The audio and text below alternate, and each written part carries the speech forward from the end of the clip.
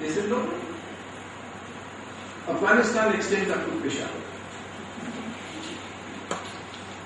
Should we not encourage that sentiment? But the point is, in India, that is regarded politically incorrect.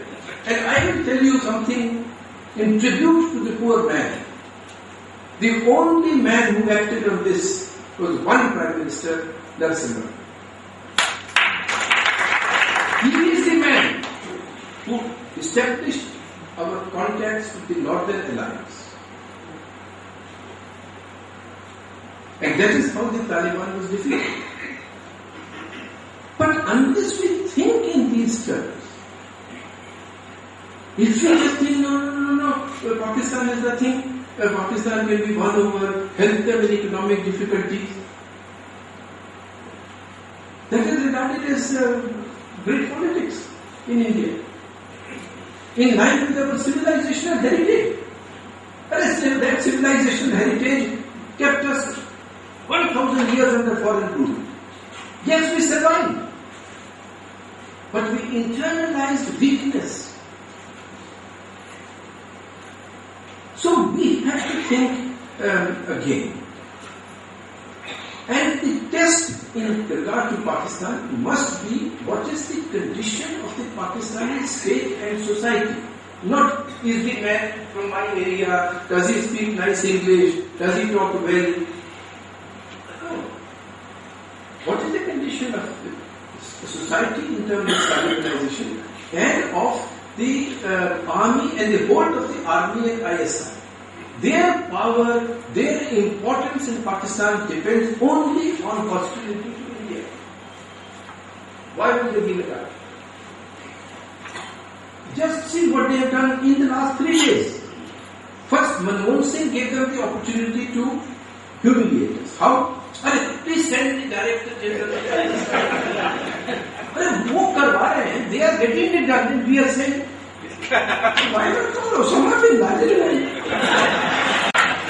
He will know even more about Al-Qaeda than the ISI chief. And from the information that our agencies have got, what happened? Zardari said, yes, it's a whatever, no problem.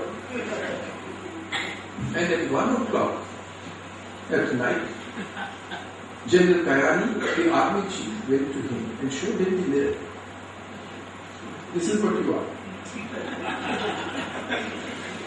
Therefore, please take this back. So in the morning, he said, no. So he did not ask for the Director General. He asked me to send a director from the ISI. An officer below the level of Joint Secretary is being sent.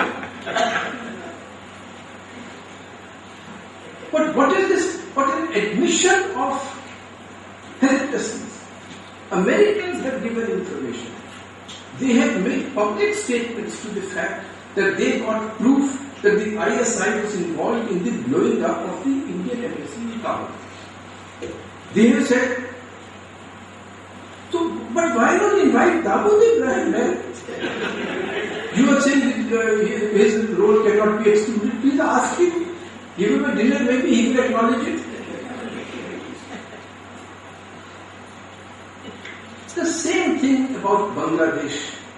You say that yes, 2 to 3 crores are there, they are on both banks, and we have not been able to deal with Bangladesh. And in the meantime, Bangladesh has got a military pact with China. They are thinking strategically. We are drafting letters.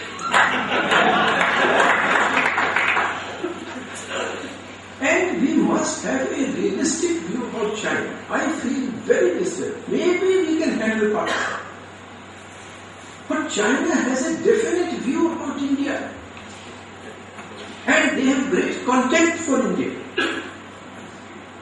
The sentence they used, which I quoted in the books, is that India is a potential nuisance.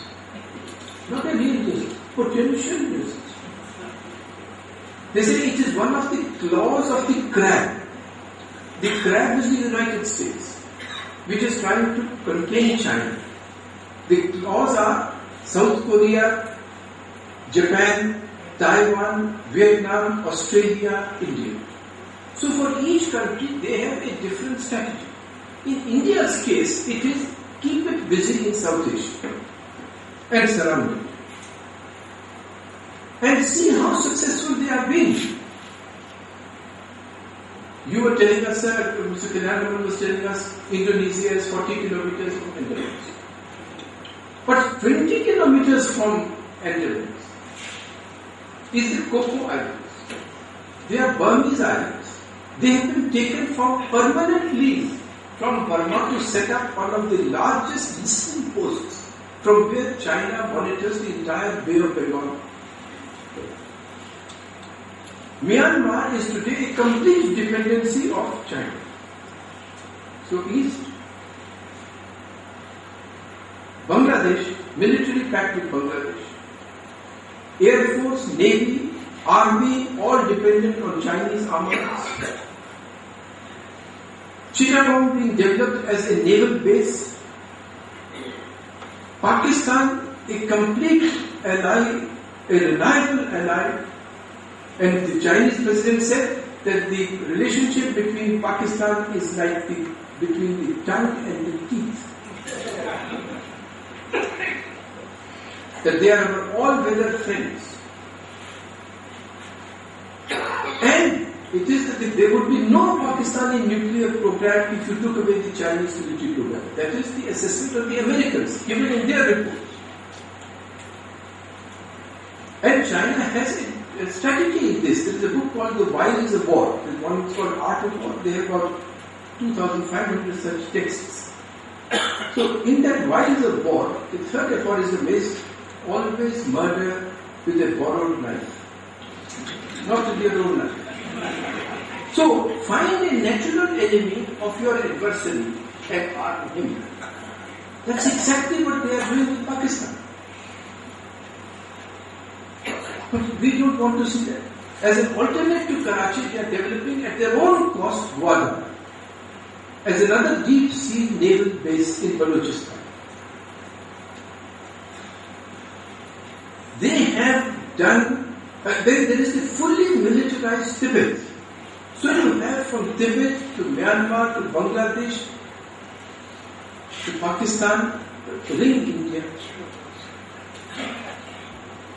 And then they have stopped, they did everything to stop us from developing, from stopping ASEAN to developing closer relations with India, stopping India's membership of the Security Council. Then, in 2005, they signed 10 principles on the settlement of the border with India. Every single principle they have repudiated in terms. I'll give you one example. The one principle was settled populations will not be disturbed. And we were told that this is a Chinese acceptance of our position in regard to Taiwan. Because settled population, it is in India. So, in 2007, when Mr. Pranab Mukherjee had gone to Berlin for a security conference, the Chinese foreign minister was talking of this thing and he said, look here, what do you mean the settled population will not be disturbed? It has nothing to do with Taiwan. Our claim on Taiwan stands. It is ours. And we will not disturb the settled population. The entire population will be undisturbed if you come to us. 3 days before the Chinese president was to come to Delhi, the Chinese ambassador